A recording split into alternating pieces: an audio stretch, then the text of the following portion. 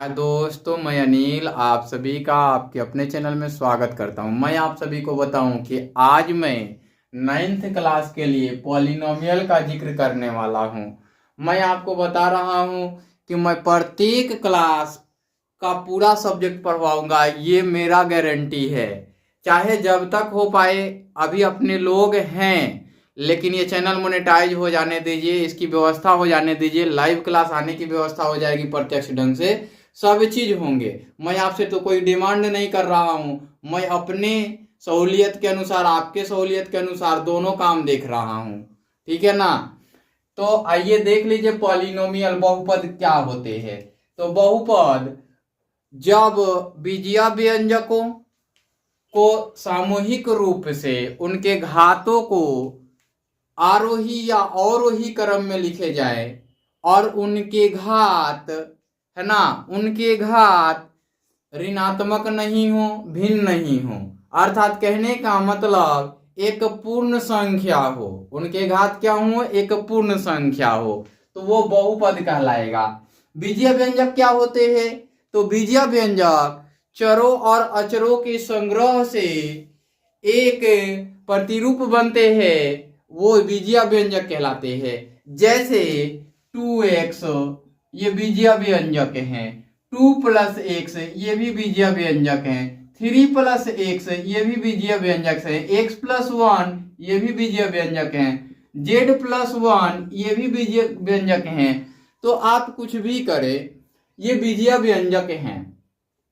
अब कहते हैं कि इनके चरों के घात यदि बढ़ते क्रम में या घटते क्रम में, आरोही क्रम यानी बढ़ते क्रम, अवरोही क्रम यानी घटते क्रम, है ना, दोनों क्रमों में हो तो उन्हें बहुपद कहेंगे, है ना। जैसे x+1 एक घात में बहुपद है और एक चर में बहुपद है। बहुपद के प्रकार भी होते हैं, बहुपद के सूचक भी होते हैं। तो बहुपद के सूचक जो होते हैं वो भी मैं बताऊंगा, बहुपद के जो प्रकार होते हैं वो भी बताऊंगा। नाइन्थ में क्या पढ़ने हैं वो भी मैं बताऊंगा। बाकी ये बेसिक वीडियो शुरू से अंत तक देखिएगा, आपके एक एक कॉन्सेप्ट क्लियर होंगे। मन करे तो नोट्स बनाइएगा, ना मन करे मत बनाइएगा, आपकी मर्जी है।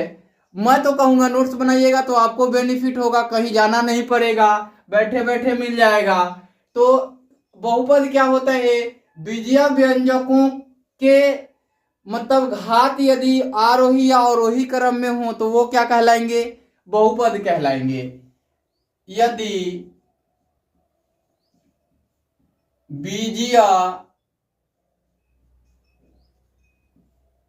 व्यंजकों के घात, व्यंजकों के घात आरोही, बजने दीजिए उसको, आरोही यानी बढ़ते क्रम, बढ़ते क्रम या अवरोही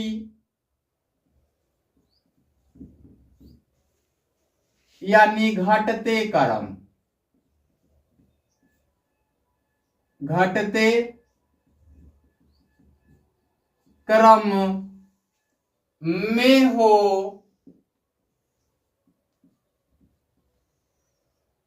है ना, तो बहुपद कहलाएगा। क्या कहलाएगा? बहुपद कहलाएगा।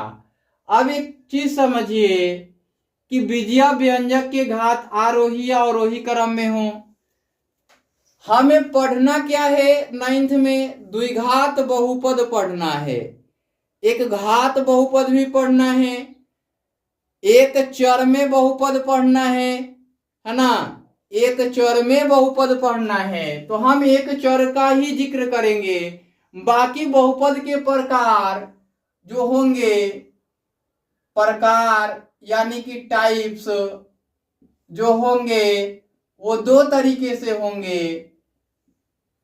एक घात के आधार पर और एक चर के आधार पर।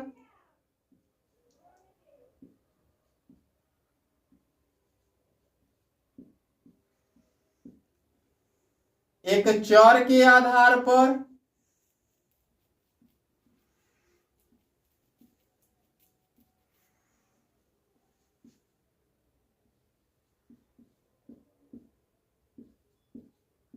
ये दो तरीके के, और एक तीसरा तरीका भी होगा पदों के आधार पर, पदों के आधार पर ये भी होगा। चर के आधार पे, घात के आधार पे और पद के आधार पे। पद में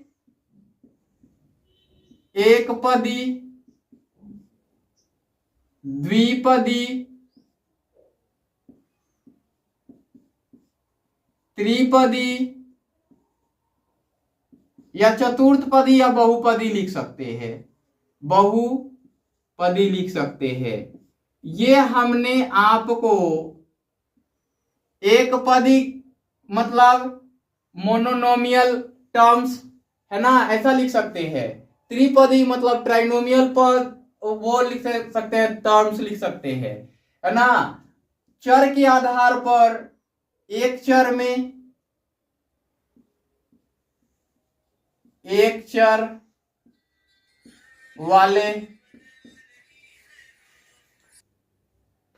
दो चर वाले,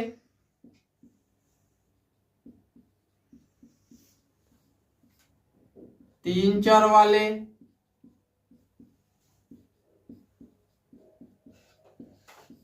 बहुचर वाले, ऐसे लिख सकते हैं, कोई दिक्कत नहीं है।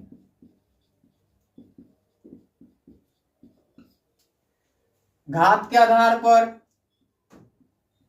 एक घाती, द्विघाती,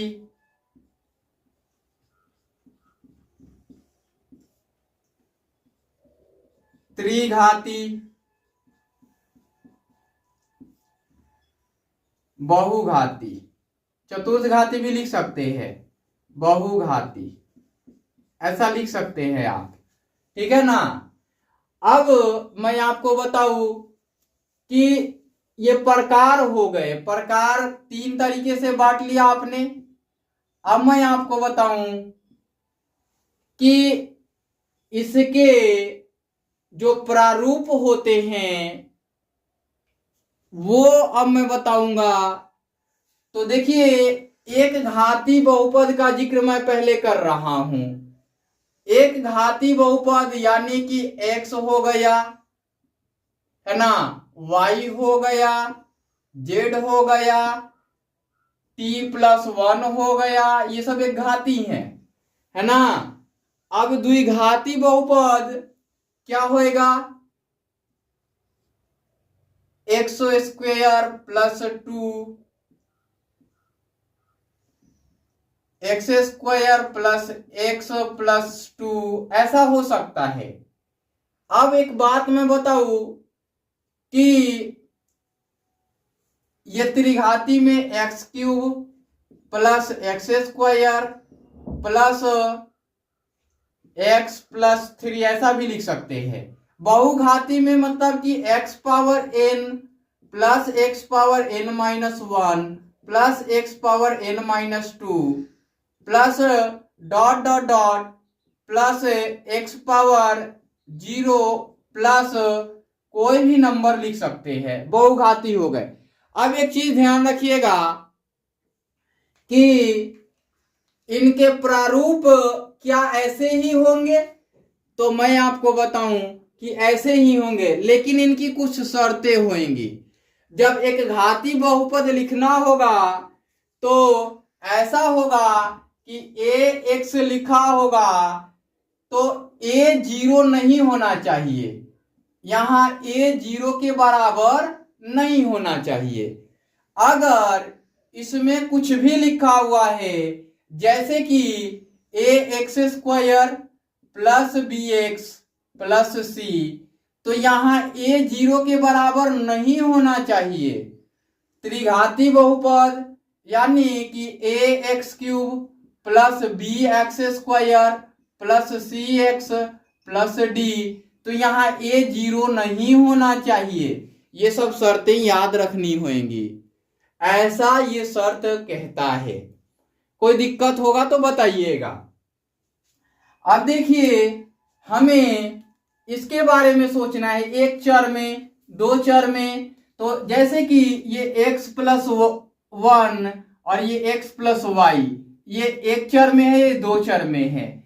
ये x+y+z, ये तीन चर में है। बहुचर में a जोड़ b, a जोड़ b जोड़ c जोड़ d जोड़ e, ये बहुचर में है। अब आते हैं पद के आधार पर, ये x है, एक पदी है ना, ये लिख सकते हैं, एक लिख सकते हैं, ये भी एक पदी है। ये बहुपद है या नहीं है? तो है। कैसे है ये देखिए, एक x⁻0 लिख ही सकते हैं ना, तो पूर्ण संख्या में ये शामिल है ना 0, तो ये होगा, है ना। द्विपदी के लिए x+2 लिख सकते हैं, ये द्विपदी हो गए। x² + x+3, ये त्रिपदी हो गए। मतलब पदों की संख्या बढ़ेगी तो मतलब पद के आधार पर हो जाएगी, चर के आधार पर, घात के आधार पर। अब हम इनमें जो भी पढ़ेंगे, इसके गुणांक को जानेंगे, इनके डिग्री अर्थात घात के को जानेंगे, इनके हलों की संख्या को जानेंगे, इनके शून्यकों को जानेंगे। इतना जानना होगा, तो मैं इनको मिटा रहा हूं पूरे को।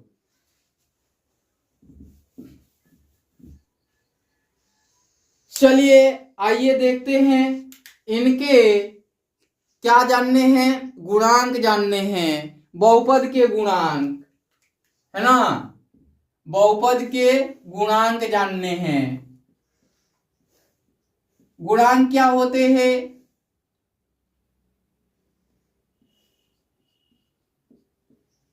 चरों के साथ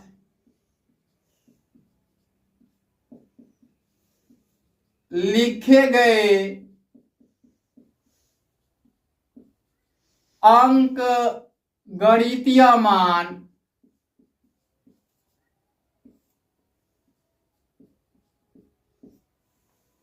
क्या है? चरों के साथ लिखे गए अंक गणितीय मान है ना। तो जैसे कि 2x में x का गुणांक ऐसा पूछ देगा आपसे, तो आप बताएंगे x का गुणांक बराबर 2, ऐसा बता देंगे आप, है ना। अब पूछेगा यहाँ 2x² + 3x+2, ऐसा पूछेगा। यहां पूछेगा x² का गुणांक, पूछेगा x का गुणांक, ऐसा पूछेगा आपसे। यहां x² का गुणांक 2 और x का गुणांक 3, ऐसा होगा। मैं आपको एक बात बताऊं कि यहां गुणांक आपका समाप्त हुआ।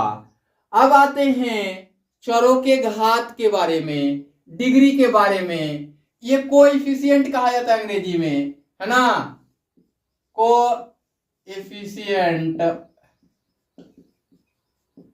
और अब लिखेंगे जो हम, वो लिखेंगे घात, है ना। किसके घात? बहुपद के घात। इसको एक्सपोनेंट बोलते हैं अंग्रेजी में। तो बहुपद के घात या डिग्री, ऐसा बोलेंगे इसको। तो क्या होगा? जैसे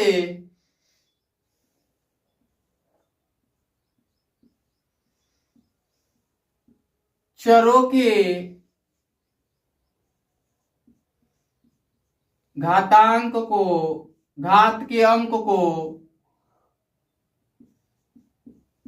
क्या कहते हैं? बहुपद के घात कहते हैं। जैसे 2x⁻2, तो x का घात पूछेगा, तो ये 2 हो जाएगा। यदि x⁻4 + x⁻3 2x⁻3 4x⁻2 + 2, ऐसा कुछ भी लिखिए, है ना। अब पूछ देगा कि x के अधिकतम घात, x के अधिकतम घात, तो क्या होंगे, वो हो जाएंगे 4, ये होंगे। अब गुणांक हो गया, घातांक हो गया या घात हो गया, तो अब इसमें हमें जो पढ़ना है वो द्विघात बहुपद पढ़ना है। द्विघात बहुपद के साथ जो थ्योरम पढ़ने हैं उसमें दो थ्योरम पढ़ने हैं। रिमाइंडर थ्योरम शेषफल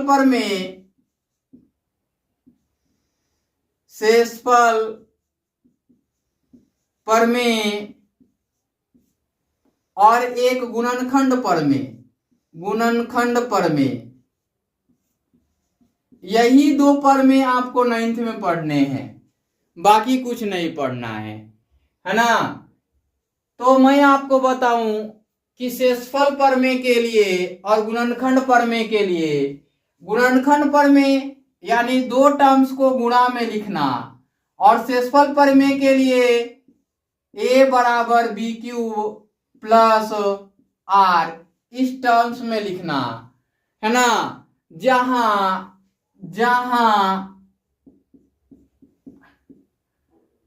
आर जो होगा वो ग्रेटर भी होगा और इक्वल टू भी होगा 0 के, और ये जो होगा वो हमेशा विभाजक से छोटा होगा। इस प्रकार से होगा ये। तो ये शेषफल प्रमेय के लिए होगा। कोई दिक्कत हो तो बताइए, मैं उतना ही बताऊंगा जितना आपके लिए जरूरी है, उससे ज्यादा कुछ नहीं। हम यहाँ लिखेंगे, चूंकि द्विघात बहुपद के लिए x माइनस अल्फा और x माइनस बीटा लिख सकते हैं हम, ये लिखेंगे, दो गुणनखंड हो जाएंगे द्विघात बहुपद। त्रिघात बहुपद मिलेंगे तो मैं त्रिघात बहुपद का जिक्र करूंगा। इस वीडियो में आपको जितना बताना है इसके लिए मैंने उतना बता दिया। बाकी कुछ बाकी होगा तो आप कमेंट करके पूछ लेंगे कि सर ये चीज बता दीजिए, मैं पूरा बताऊंगा आपको, ये मेरा वादा है। बाकी आप वीडियो को लाइक शेयर और कमेंट करते रहें, दूसरों को भी बताते रहें।